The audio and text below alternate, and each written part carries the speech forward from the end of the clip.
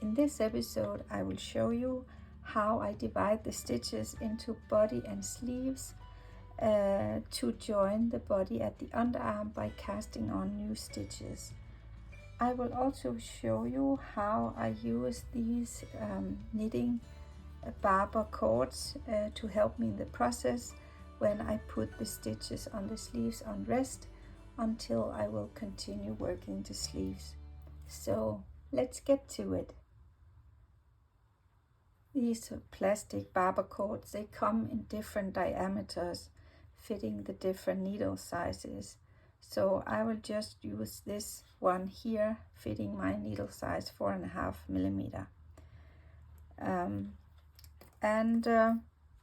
Yeah, I just ended the round here just before the center raglan stripe at the left shoulder, and this raglan center stripe will go to the body.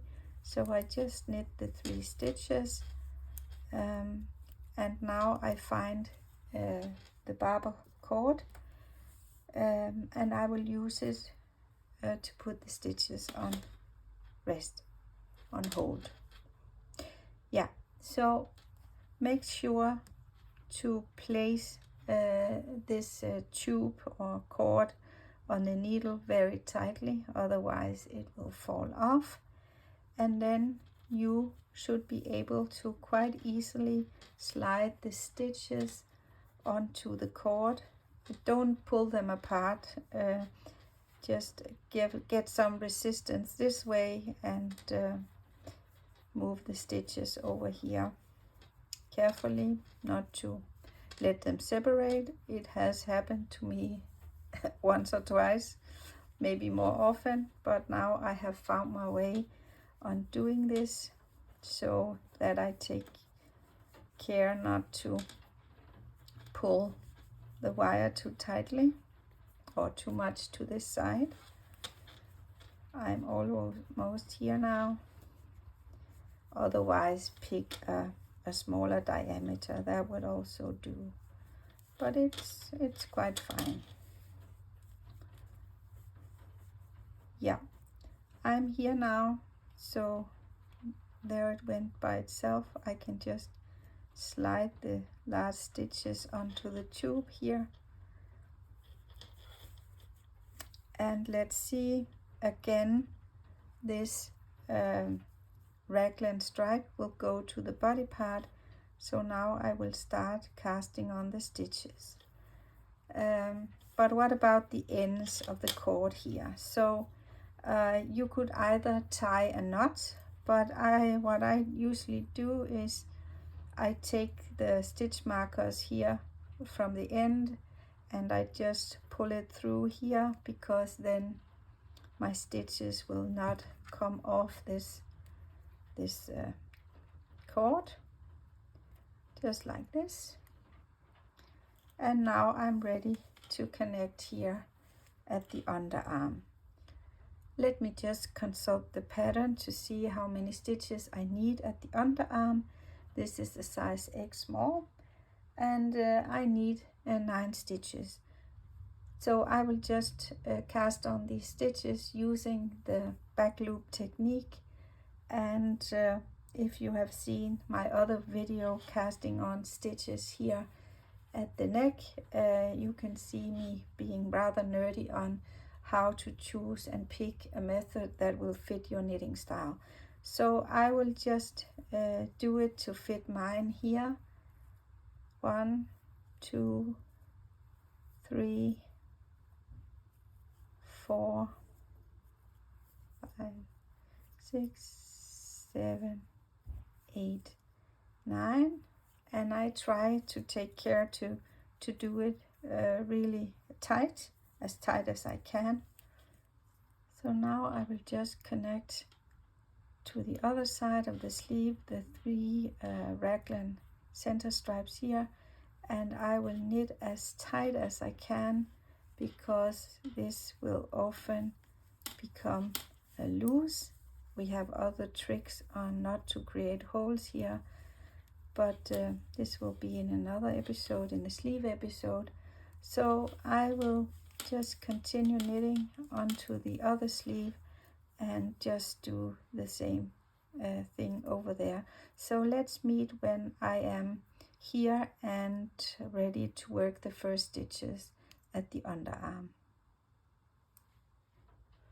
I have now done the other sleeve here, and I'm back at end of round, and now I will move this end of round to being just before the new cast on stitches. So now I knit the raglan stripe and I place the marker, and as I said, you can see already here now there is a bit of slack, but it will turn out nicely. So I need to continue in the pattern, so now I need a purl stitch. So I will just knit a purl and whoops, and I will knit these things happen, then you just catch it again like this. Then I do 3 knit stitches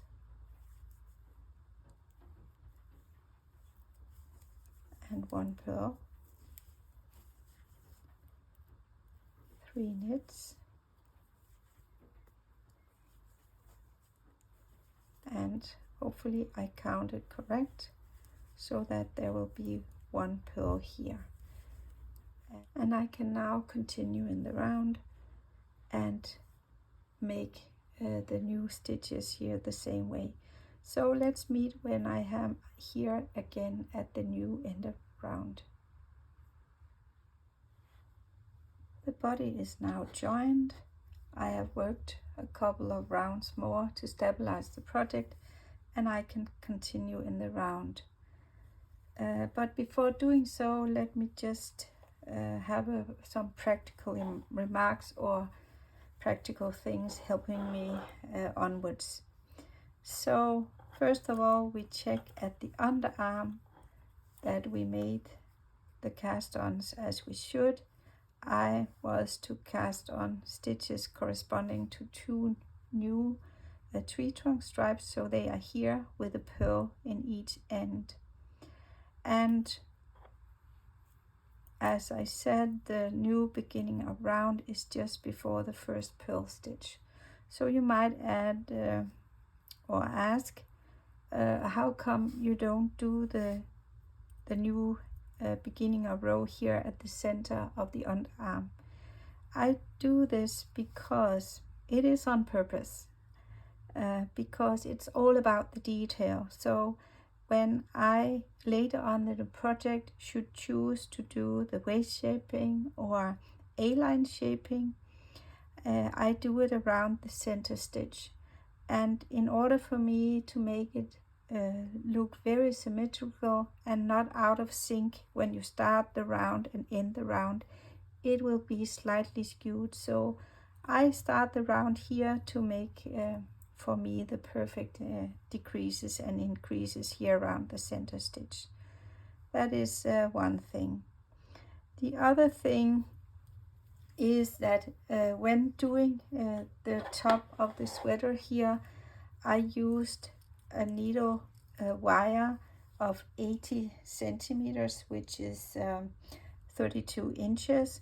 But now that I've come to the body part, it is simply too long for me when I work this size X small, so I will change to a wire length of 60 centimeters, which is 24 inches. This is better.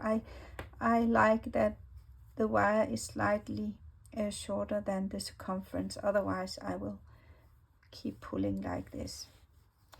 And another small tip when using this method here with the barber cords, I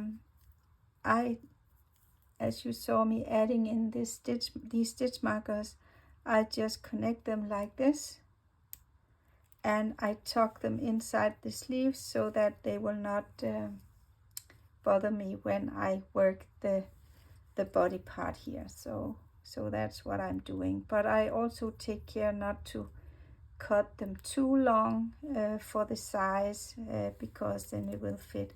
But they have these barber cords, they have to have the correct length, so that when you try on the sweater it will fit you. You can see here now it's quite fine. There is enough room for the stitches to widen up when you try on the sweater.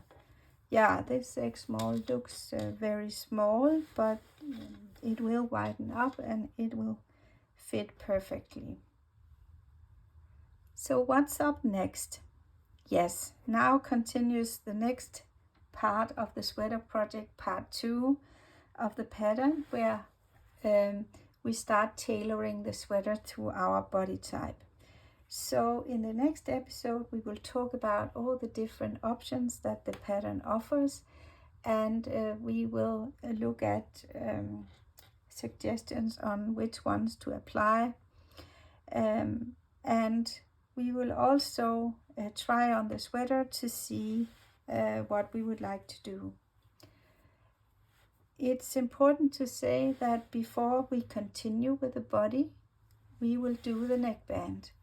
And the reason being that when we have done the neckband, the sweater will sit just perfect on your body before we start tailoring, so that we can count on how it sits before we start doing the other stuff in the body part. So until then, the next episode, have fun, happy knitting, and see you later. Bye bye, Roger and over from Inge's Knitting Lab.